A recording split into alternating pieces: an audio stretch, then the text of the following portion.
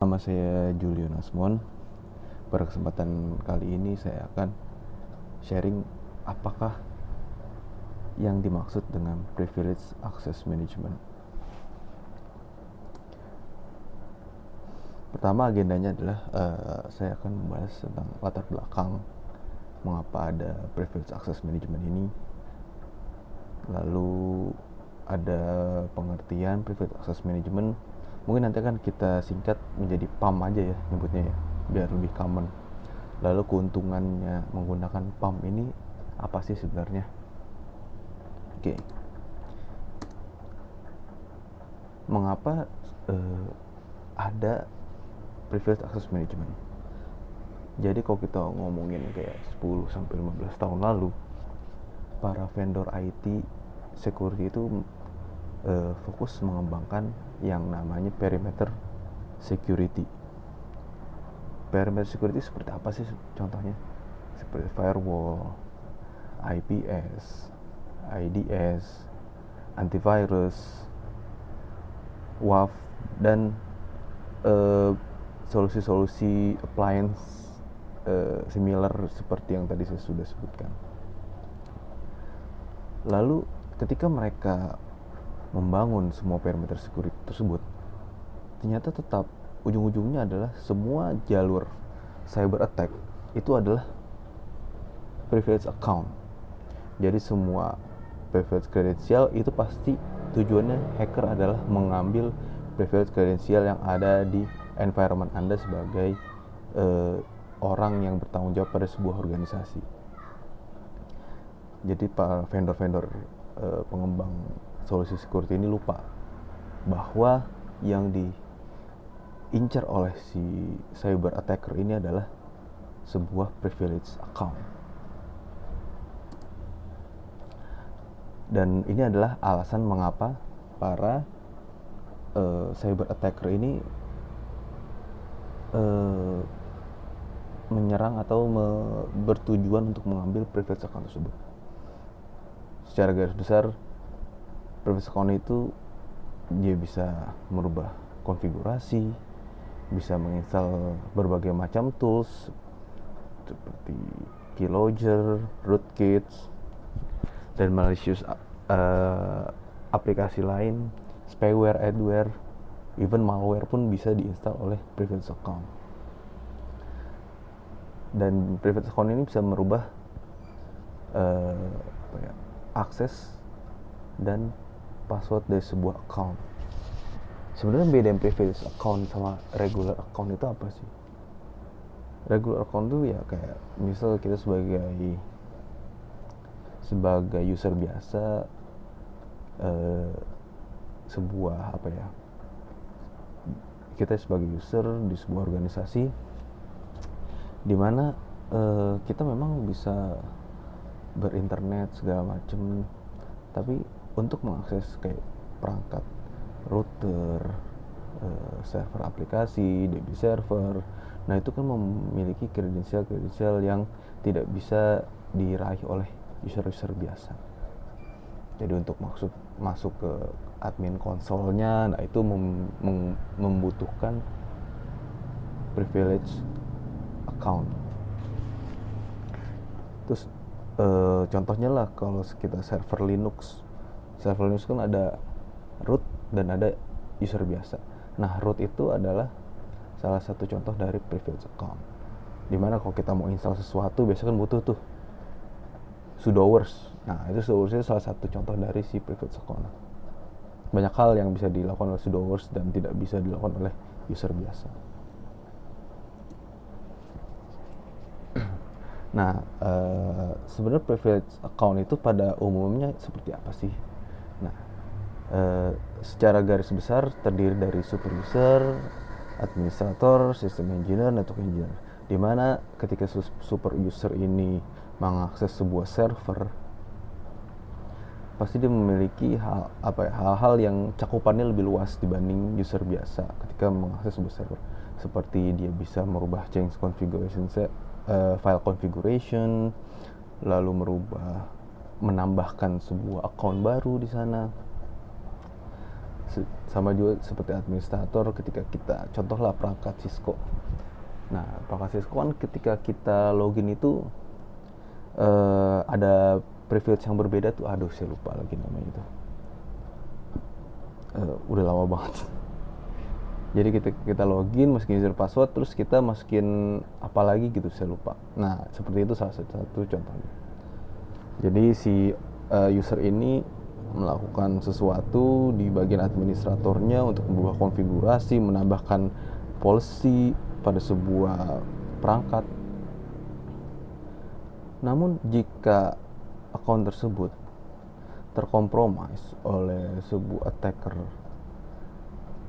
jadi si attacker ini udah masuk di dalam environment kita, lalu dia tahu account tersebut tanpa ada monitor dari private account yang digunakan oleh user.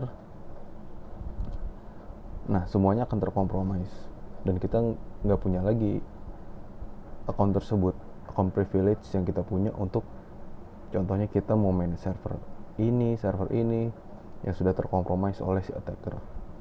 Even kita mau login ke admin page-nya pun nggak bisa, karena sudah mungkin account-nya sudah diganti oleh si attacker, atau mungkin diinstal ransom atau malware.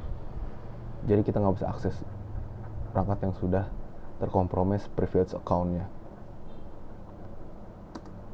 Nah, terus kalau ada PAM sebenarnya fungsinya di mana sih si PAM itu? Nah, pertama kalau tadi kita lihat si user ini yang memiliki privilege account langsung mengakses ke sebuah perangkat directly, secara langsung, tidak menggunakan tools apapun di tengahnya.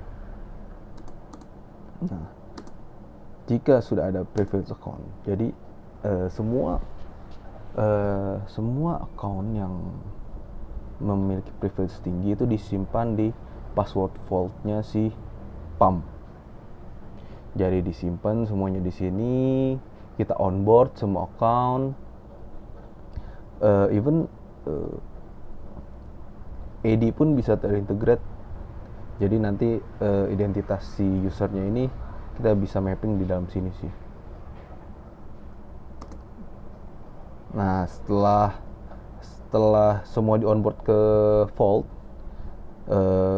ketika si user ini yang memiliki privilege account ingin mengakses sebuah appliance atau sebuah server, sebuah network device, dia harus mengambil dulu ke vault.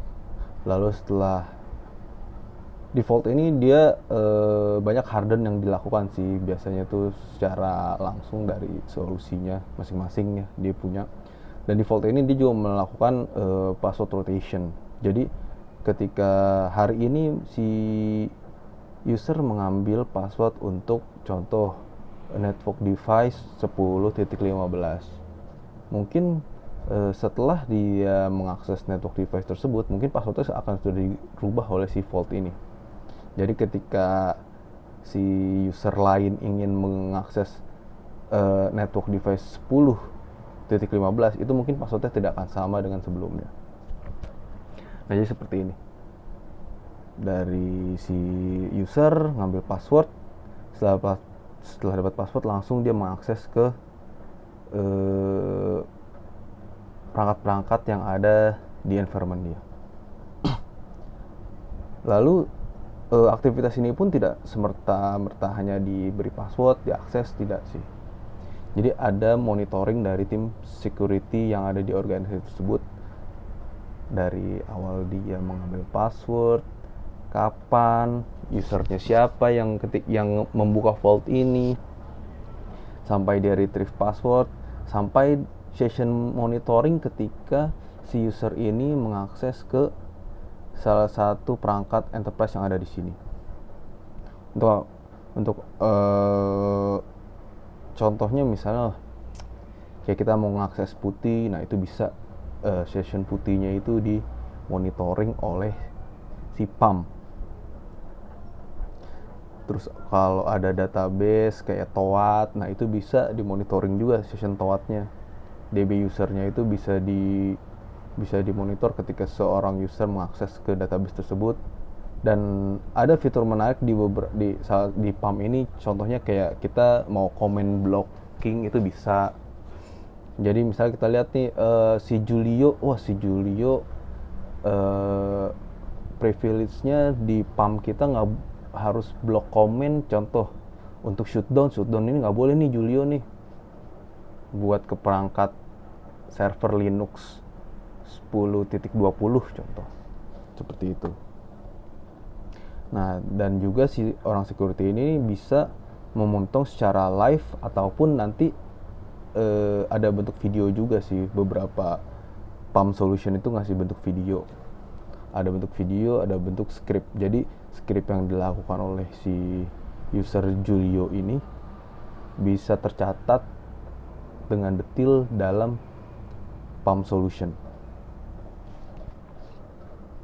Ini Active Directory tadi sempat saya mention, ini integrate identitas si ya mostly semua organisasi yang bersifat enterprise sudah memiliki AD. Dari AD ini kan sudah ada tuh identitas usernya, dia dapat akses kemana aja. Nah itu bisa di-define langsung integrasi dengan Active Directory. Lalu keuntungannya, pertama ada password management, di mana si PAM ini dia merotate password. Contoh salah satunya merotate password sesuai kebutuhan yang organisasi tersebut butuhkan. Contohnya, misal saya mau setiap account itu passwordnya dirotate sehari sekali, bisa. Saya mau ketika satu kali dipakai account tersebut langsung dirubah passwordnya, bisa. Itu satu. Yang kedua, bisa juga di manage dari sisi kerumitan password. Contoh, setiap password itu harus memiliki 2 lowercase dan 2 huruf besar juga, 1 simbol dan 3 huruf. Nah itu bisa di-define di password manajemennya PAM. Seperti itu. Lalu automation. Nah biasanya nih kalau kita lihat di organisasi besar di Indonesia ini masih banyak yang menggunakan password sebuah account server itu menggunakan amplop. Nah misal saya nih Julio nih vendornya perusahaan Anda. Nah saya mau ngakses nih server aplikasinya organisasi Anda nih. Julio tuh harus minta password ke si Bapak A dan Bapak B. Jadi ketika kita minta itu bisa amplop, kita isi form, habis itu kita minta amplopnya dikasih dari si Bapak A dan si Bapak B. Ketika kita buka passwordnya itu nanti nyambung tuh, misalnya tulisan passwordnya itu adalah makan malam. Misal dari Bapak A makan, dari Bapak B malam, baru deh saya baru bisa akses deh itu perangkat. Nah salah satu contoh automationnya di situ sih untuk solusi dari PAM.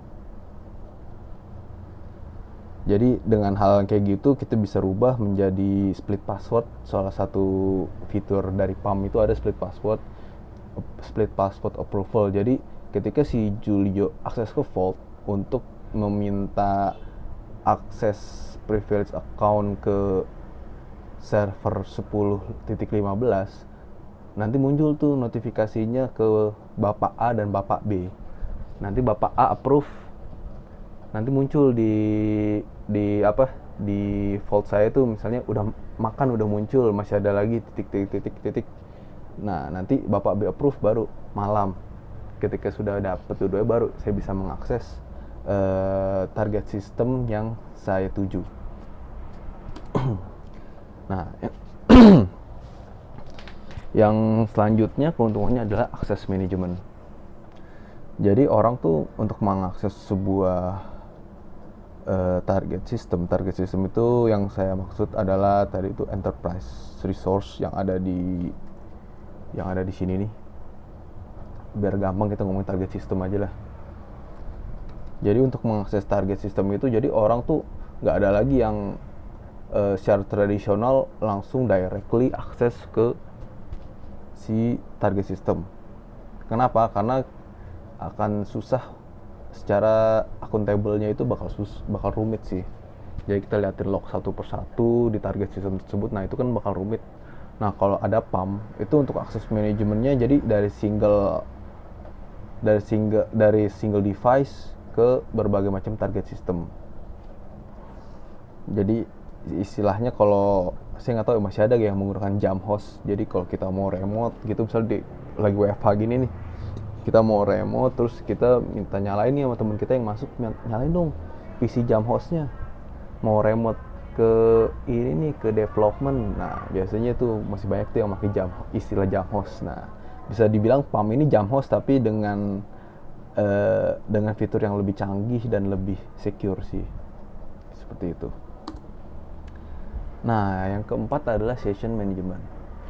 Session management ini yang sempat saya ceritain di awal itu, jadi setiap user yang mengakses ke sebuah target system, which is itu device, network device, server, DB, whatever it is, pokoknya target system. Nah itu semua sessionnya itu termonitor oleh si PAM. Selain termonitor juga sessionnya itu bisa dibikin, misal saya nggak mau nih sekedar, maksudnya dimonitor adalah setiap script yang diketik oleh user saat mengakses target system, setiap komen itu tercatat di PAM, dan juga ada dalam bentuk video. Ini banyak fungsinya sih. Biasanya untuk kebutuhan forensik analisis juga bisa dipakai sih untuk video-video dari PAM. Banyak keuntungan dari session management ini. Nah ini yang paling disukain oleh manajemen, yaitu reporting. Nah jadi kadang manajemen tuh suka nanya sih, manajemen level di sebuah organisasi, nah, kita udah pakai PAM nih, mau lihat dong reportnya, digunain gak sih? Karena banyak di lapangan banyak orang-orang yang setelah ada solusi PAM ini banyak yang nggak mau sih, jujur ya. Jadi yang nggak mau, ya banyak orang-orang yang kadang susah lah menerima sebuah perubahan. Terus juga dari reporting ini kita bisa lihat target sistem mana aja sih yang account-accountnya tuh udah di onboard ke PAM. Nah, karena kan kalau di organisasi besar itu mungkin dia punya server itu bisa ratusan atau ribuan. Nah dia mau cek nih yang udah di onboard account-accountnya itu yang mana aja, terus account-account mana aja yang udah di onboard dan yang belum. Ya, beberapa PAM ini dia punya fitur unik, jadi dia bisa nge-scanning lokal account yang ada di sebuah perangkat. Jadi saya punya cerita juga sih terkait ini. Di salah satu tempat saya kerja itu, jadi kan saya punya customer, bahkan ketika saya melakukan assessment tersebut, assessment account yang tadi saya sempat ceritakan, itu nggak bisa, karena ternyata account yang saya pakai untuk melakukan assessment itu kan harus account dengan privilege paling tinggi. Kalau di Linux itu root lah. Ternyata ketika saya menggunakan account tersebut untuk melakukan assessment account-account yang lain, itu nggak bisa, men. Ternyata bukan itu account yang paling tinggi privilege-nya di target system tersebut. Jadi si owner dari device-nya ini juga nggak tahu kalau account yang dia milikin adalah account privilege paling tinggi. Nah itu tuh yang bahaya tuh kayak gitu. Karena kan biasanya kalau yang organisasi yang besar itu dia punya device dilempar ke vendor sama dia lah, di manage service lagi sama orang lain. Jadi fungsinya dia hanya fungsi controlling aja, execute di third party atau vendor yang udah kontrak sama mereka, kayak gitu sih. Nah ini juga yang paling disukai sama manajemen, yaitu adalah audit dan compliance. Biasanya orang-orang auditor nih pada nanya ini, coba lihat dong server sekian sampai sekian yang akses itu siapa aja sih, dari mana aja sih. Nah, tapi kalau kita udah bilang nih kita udah pakai PAM, nah dia bakal lebih happy tuh, oh udah pakai PAM, jadi memudahkan pekerjaan si auditor ini. Dan juga dia juga bisa ngecek nih comply apa enggak dengan regulasi yang kita ikutin.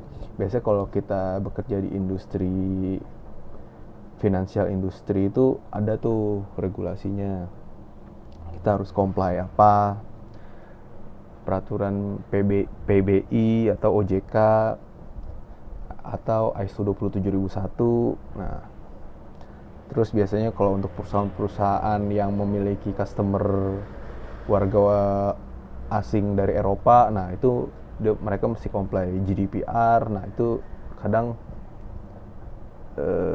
kalau kita nggak aware ke sana bisa bermasalah dari sisi bisnis sih. Makanya ini audit and compliance ini disukai oleh manajemen sih. Oke, kayaknya hanya ini keuntungan dari PAM secara garis besar. Dan kayaknya ini udah slide terakhir saya untuk sharing apakah yang dimaksud dengan privilege access management.